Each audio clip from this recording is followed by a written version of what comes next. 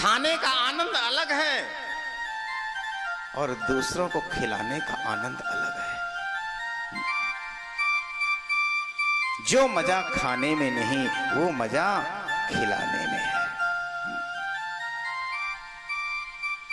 ऐसा ऐसा जीवन में ऐसे अवसर आए होंगे जब हम किसी को खिलाते होंगे, खिलाने में हमको बड़ा आनंद आता हो। और खाओ भाई, आओ ये चीज ले लीजिए, वो वस्तु लीजिए, वो वस्तु लीजिए, बड़ा आनंद, विभोर हो जाते हैं। उतना आनंद खाने में नहीं आता जितना एक अधिकारी को खिलाने में, एक पात्र को खिलाने में, एक सत्पुरुष को खिलाने में, अपने श्रद्धेय अपने प्रेमी को खिलाने में जो आनंद रुचि आती है वो स्वयं खाने में नहीं आती।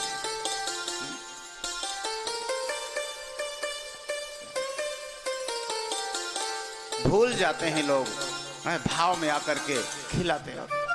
अरे ये वस्तु तो रह गई।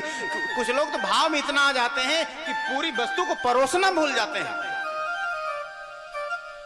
लेकिन खाने वाले भी कम होशियार नहीं होते, कोई कोई बहुत चतुर होते हैं। एक महात्मा जी किसी वृद्ध माता जी के यहाँ भोजन के लिए आमंत्रित थे और महात्मा जी भोजन के लिए जब बैठे, वो माता जी परोसी थाली और महात्मा जी को दिया। महात्मा जी खाने लगे, लेकिन पापड़ रखना भूल गए। अब पापड़ की प्लेट वो पीछे रखी और इतना भाव विभोर रही महात्मा जी को खिलाने में कि वो पापड़ को ध्यान ही नहीं किया, पापड़ पीछे रखे, बाकी जो सामग्री सामने उसको परोस रही हैं। अब महात्मा जी के सामने एक से बढ़कर एक व्यंजन आ रहे हैं, लेकिन उनका मन पापड़ में लगा। लाख टके की वस्तु मिल जाए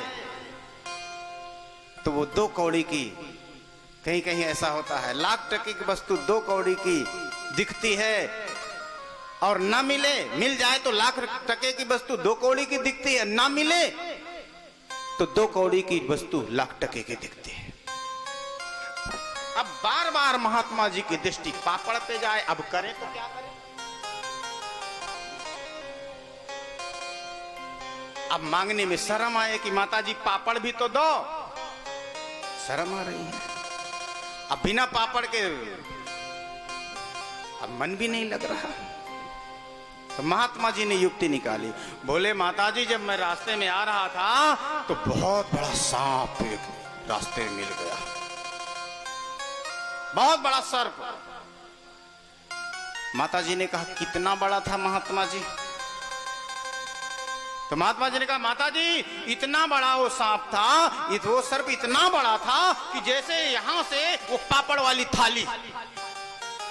आखिरकार महात्मा जी ने युक्ति लगा लिया, कहा इतना बड़ा था जितना यहां से जैसे पापड़ की थाली रखी है। अब माता जी ने देखा कि अरे महात्मा जी मैं तो पापड़ परोसना भूल ही गई थी।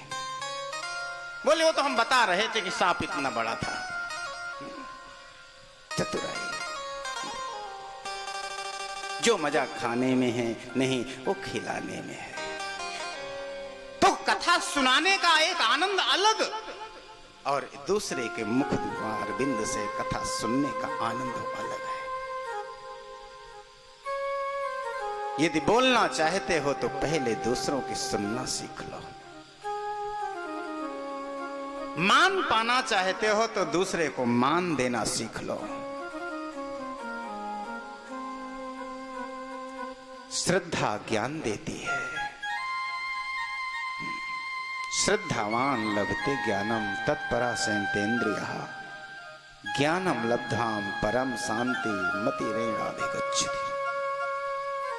श्रद्धा ज्ञान देती है, नम्रता मान देती है, योग्यता स्थान देती है, और जब ये तीनों वस्तु किसी में आ जाए तो उस व्यक्ति को हर जगह सम्मान